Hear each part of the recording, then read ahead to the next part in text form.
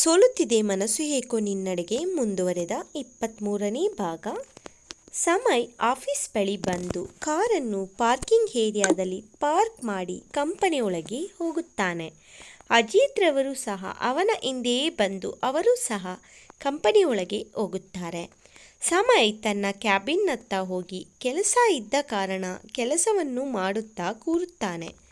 ಸಮಯ್ ಅರ್ಜೆಂಟಾಗಿ ಕ್ಯಾಬಿನ್ನಿಗೆ ಬಂದದ್ದನ್ನು ನೋಡಿದ ಸಹನಾ ಸ್ವಲ್ಪ ಸಮಯ ಬಿಟ್ಟು ಕೈಗೆ ಸಿಕ್ಕ ಫೈಲನ್ನು ತೆಗೆದುಕೊಂಡು ಅವನ ಕ್ಯಾಬಿನ್ ಬಳಿ ಬಂದು ನಾಕ್ ಮಾಡುತ್ತಾಳೆ.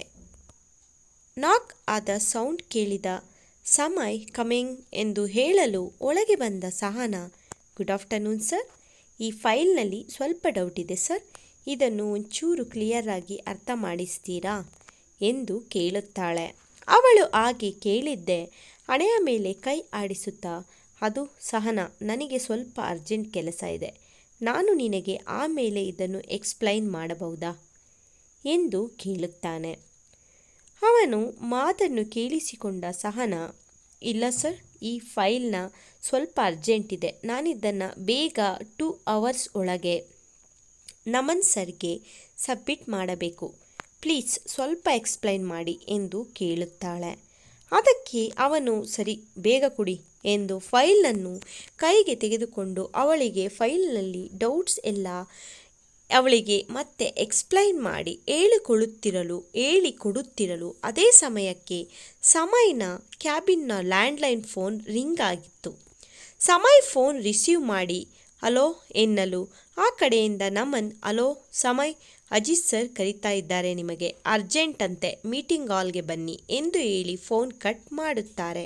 ಫೋನ್ ಇಟ್ಟ ಸಮಯ್, ಸಾರಿ ಸಹನಾ, ನನಗೆ ಇವಾಗ ನಿಮಗೆ ಈ ಫೈಲ್ ಎಕ್ಸ್ಪ್ಲೈನ್ ಮಾಡಲು ಆಗುವುದಿಲ್ಲ, ಅಜಿತ್ ಸರ್ ಅರ್ಜೆಂಟ್ ನನಗೆ ಮೀಟಿಂಗ್ ಹಾಲ್ನಲ್ಲಿ ವೆಯ್ಟ್ ಮಾಡ್ತಾ ಇದ್ದಾರೆ, ನಾನು ಹೋಗಲೇಬೇಕು, ಅರ್ಜೆಂಟ್ ಏನೋ ಕೆಲಸ ಇದೆಯಂತೆ, ನೀನು ಈ ಫೈಲನ್ನು ಹೋಗು ತನ್ಮಯ್ ಹತ್ರ ಎಕ್ಸ್ಪ್ಲೈನ್ ಮಾಡಿ ಹೇಳಿಸ್ಕೊ ಎಂದು ಅಲ್ಲಿಂದ ಅವನು ಎದ್ದು ಮೀಟಿಂಗ್ ಹಾಲ್ ಕಡೆ ನಡೆಯುತ್ತಾನೆ.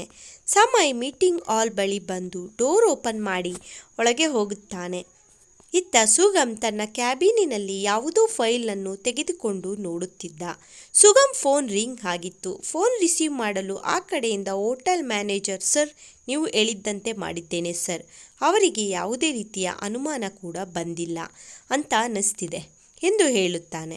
ಅವನ ಮಾತನ್ನು ಕೇಳಿದ ಸುಗಮ್, ಗುಡ್, ವೆರಿ ಗುಡ್, ನಿನ್ನ ಅಕೌಂಟಿಗೆ 50,000 ಟ್ರಾನ್ಸ್ಫರ್ ಮಾಡಿದ್ದೇನೆ, ನೋಡಿಕೊ, ಮತ್ತೆ ನೀನು ತುಂಬ ಹುಷಾರಾಗಿರು, ಆ ಅಜಿತ್ ನಾವು ಅಂದುಕೊಂಡಷ್ಟು ಏನು ಅಮಾಯಕನೇನಲ್ಲ, ತುಂಬ ಚಾಲಾಕಿ ಇದ್ದಾನೆ, ಸಾಲದ್ದಕ್ಕೆ ಅವನು ಕ್ರಿಮಿನಲ್ ಲಾಯರ್ ಬೇರೆ, ಅವನು ನಿನ್ನನ್ನು ಹೇಗಾದರೂ ಮಾಡಿ ಬ್ಲ್ಯಾಕ್ಮೇಲ್ ಮಾಡಲು ಪ್ರಯತ್ನ ಪಡುತ್ತಾನೆ, ನೀನು ಆದಷ್ಟು ಅವರಿಂದ ದೂರವೇ ಇರು, ನೀನು ಇವತ್ತೇ ಸ್ವಲ್ಪ ದಿನ ಬೇರೆ ಯಾವುದಾದರೂ ಊರಿಗೆ ಹೋಗಿಬಿಡು ಎಂದು ಹೇಳಿ ಫೋನ್ ಕಟ್ ಮಾಡುತ್ತಾನೆ. ಅವನು ಫೋನ್ ಕಟ್ ಮಾಡುತ್ತಲೇ ಅವನ ಕ್ಯಾಬಿನ್ ಡೋರ್ ನಾಕ್ ಆಗಿತ್ತು.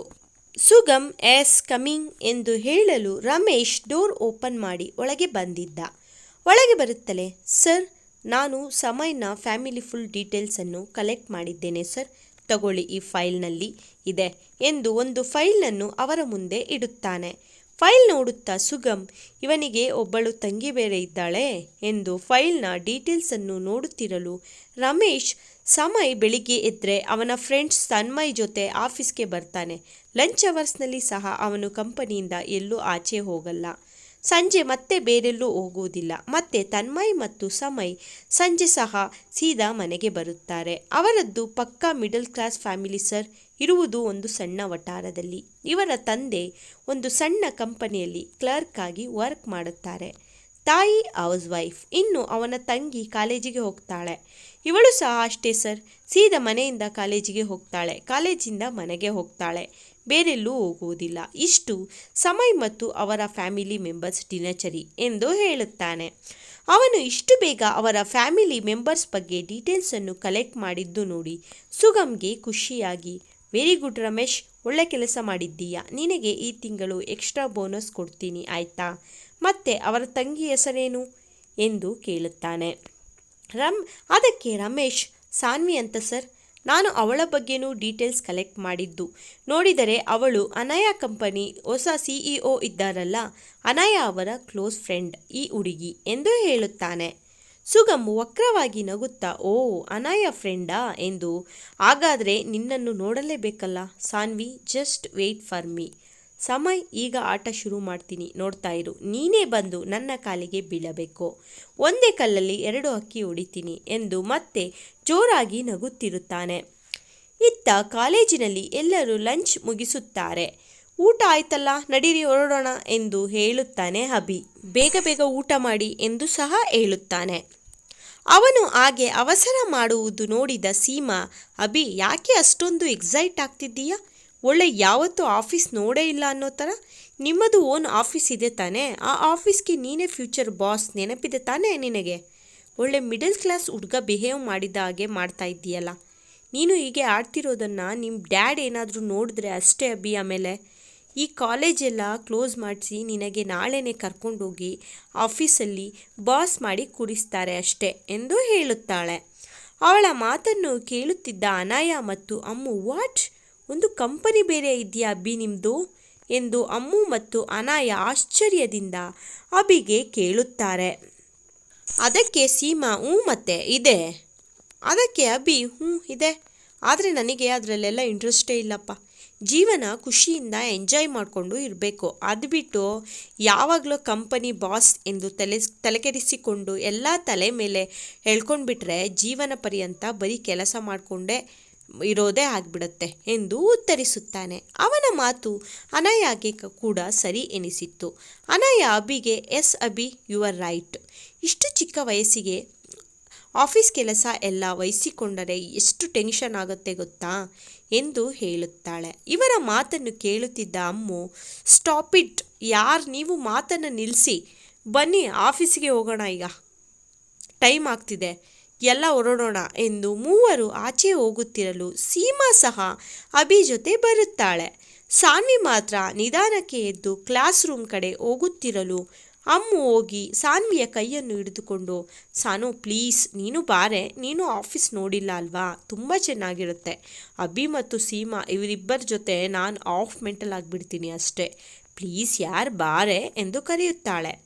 ಸಾನ್ವಿ, ಸ್ವಾರಿ ಕಣೆ, ನಾನು ಬರೋಕ್ಕಾಗಲ್ಲಪ್ಪ, ನಿನಗೆ ಗೊತ್ತಲ್ಲ ಅಲ್ಲಿ ಅಣ್ಣ ಇರ್ತಾನೆ. ನಾನೇನಾದರೂ ಕಾಲೇಜಿಗೆ ಬಂಕ್ ಹೊಡೆದು ನಿಮ್ಮ ಜೊತೆ ಬಂದಿದ್ದೀನಿ ಅಂತ ಗೊತ್ತಾದರೆ ಅಣ್ಣ ತುಂಬ ಸಿಟ್ಟು ಮಾಡ್ಕೊತಾನೆ ಅಷ್ಟೇ. ಆಮೇಲೆ ನಮ್ಮ ಮನೆಗೆ ಹೋಗಿ ಅಪ್ಪನ ಹತ್ರ ಫಿಟ್ಟಿಂಗ್ ಇಟ್ಬಿಡ್ತಾನೆ, ಅಮ್ಮನ ಕೈಲಿ ಚಾಡಿ ಬೇರೆ ಹೇಳ್ತಾನೆ. ನಾನಂತೂ ಬರಲ್ಲಪ್ಪ ಎಂದು ಹೇಳುತ್ತಾಳೆ. ಅವಳ ಮಾತನ್ನು ಕೇಳಿದ ಅಮ್ಮು, ಬಾರೆ ಸಮಯ್ಗೆ ನಾನು ಹೇಳ್ತೀನಿ ಎಂದು ಬಲವಂತವಾಗಿ ಅವಳ ಕೈಯನ್ನು ಹಿಡಿದು ಎಳೆದುಕೊಂಡು ಎಲ್ಲರೂ ಪಾರ್ಕಿಂಗ್ ಏರಿಯಾದ ಬಳಿ ಬರುತ್ತಾರೆ. ಅನಾಯ ಬಂದು ತನ್ನ ಕಾರ್ನನ್ನು ಅನ್ಲಾಕ್ ಮಾಡಿ ಡ್ರೈವಿಂಗ್ ಸೀಟ್ ಬಳಿ ಕುಳಿತುಕೊಂಡು ಎಲ್ಲರನ್ನು ಕುಳಿತುಕೊಳ್ಳಲು ಹೇಳುತ್ತಾಳೆ. ಅಮ್ಮು ಅನಾಯ ಪಕ್ಕದ ಪ್ಯಾಸೆಂಜರ್ ಸೀಟ್ನಲ್ಲಿ ಕುಳಿತುಕೊಂಡರೆ ಸಾನು ಅಭಿ ಮತ್ತು ಸೀಮಾ ಜೊತೆ ಹಿಂದಿನ ಸೀಟ್ನಲ್ಲಿ ಕುಳಿತುಕೊಳ್ಳುತ್ತಾಳೆ. ಕಾರ್ ಸ್ಟಾರ್ಟ್ ಮಾಡುತ್ತಾ ಅನಾಯ ಡ್ರೈವ್ ಮಾಡುತ್ತಾ ಅನಾಯ ಇಂಡಸ್ಟ್ರೀಸ್ ಬಳಿ ಬಂದು ಪಾರ್ಕಿಂಗ್ ಏರಿಯಾದಲ್ಲಿ ಕಾರ್ ಪಾರ್ಕ್ ಮಾಡುತ್ತಾಳೆ. ಎಲ್ಲರೂ ಕಾರ್ನಿಂದ ಇಳಿದು ಲಿಫ್ಟ್ ಬಳಿ ಬಂದು ಲಿಫ್ಟ್ ಒಳಗೆ ಹೋಗಿ CEO ಫ್ಲೋರ್ ಪ್ರೆಸ್ ಮಾಡುತ್ತಾರೆ. ಅವಳ ಆಫೀಸ್ ಫ್ಲೋರ್ ಬರುತ್ತದೆ. ಎಲ್ಲರೂ ಸಹ ಆಚೆ ಬಂದು ಅನಾಯ ಹಿಂದೆ ಅನಾಯ ಕ್ಯಾಬಿನ್ ಕಡೆ ನಡೆಯುತ್ತಾರೆ. ಆಫೀಸ್ನ ಎಲ್ಲರೂ ತಮ್ಮದೇ ವರ್ಕ್ ಮಾಡುವುದರಲ್ಲಿ ಬ್ಯುಸಿಯಾಗಿದ್ದರು. ಅನಾಯ ಬಂದಿದ್ದು ನೋಡಿದ್ದೆ ಎಲ್ಲರೂ ಎದ್ದು ನಿಂತು ಗುಡ್ ಆಫ್ಟರ್ನೂನ್ ಮ್ಯಾಮ್ ಎಂದು ಹೇಳಲು ಅನಾಯ ಸಹ ಗುಡ್ ಆಫ್ಟರ್ನೂನ್ ಎವ್ರಿಬಡಿ ಎಂದು ಎಲ್ಲರನ್ನು ತನ್ನ ಕ್ಯಾಬಿನ್ ಕಡೆ ಕರೆದುಕೊಂಡು ಹೋಗುತ್ತಾಳೆ. ಅವಳು ಆ ಕಡೆ ಹೋಗಿದ್ದ ಉಳಿದ ಸ್ಟಾಫ್ ಎಲ್ಲರೂ ಅವರ ಜೊತೆ ಇದ್ದ ಉಳಿದ ಎಕ್ಸ್ಟ್ರಾ ಮೂವರನ್ನು ನೋಡಿ ಆಫೀಸ್ನಲ್ಲಿ ಆಲೆ ಗುಸುಗುಸು ಶುರುವಾಗಿತ್ತು. ಅವಳು ತನ್ನ ಫ್ರೆಂಡ್ಸ್ ನೋಡನೆ ಕ್ಯಾಬಿನ್ ಹೋಗ್ತಾರೆ. ಇತ್ತ ಆಫೀಸ್ ಸ್ಟಾಫ್ ಎಲ್ಲರೂ ಇದೇನಿದು, ಅನಾಯ ಮ್ಯಾಮ್ ಜೊತೆ ಇನ್ನೂ 3 ಜನ ಎಕ್ಸ್ಟ್ರಾ ಬಂದಿದ್ದಾರಲ್ಲ, ಅದು 2 ಹುಡುಗಿ ಒಬ್ಬ ಹುಡುಗ, ಇವರು ಅನಾಯ ಮ್ಯಾಮ್ ಫ್ರೆಂಡ್ಸ್ ಇರಬಹುದು. ಆದರೂ ಆ ಹುಡುಗ ಎಷ್ಟು ಹ್ಯಾಂಡ್ಸಮ್ ಆಗಿದ್ದಾನೆ ಅಲ್ವಾ ಎಂದು ಆಫೀಸಿನ ಹುಡುಗಿಯರು ಅಭಿಯನ್ನು ನೋಡಿ ಅಲ್ಲು ಕಿರಿಯುತ್ತಾ ಮಾತನಾಡುತ್ತಿರುತ್ತಾರೆ. ಕತೆ ಮುಂದುವರಿಯುವುದು. ನನ್ನ ಈ ಕತೆ ನಿಮ್ಮೆಲ್ಲರಿಗೂ ಇಷ್ಟ ಆಗ್ತಾ ಇದ್ರೆ ಲೈಕ್ ಮಾಡಿ, ಸಬ್ಸ್ಕ್ರೈಬ್ ಮಾಡಿ, ಶೇರ್ ಮಾಡಿ, ಕಮೆಂಟ್ ಮಾಡಿ, ಆಯಿತಾ?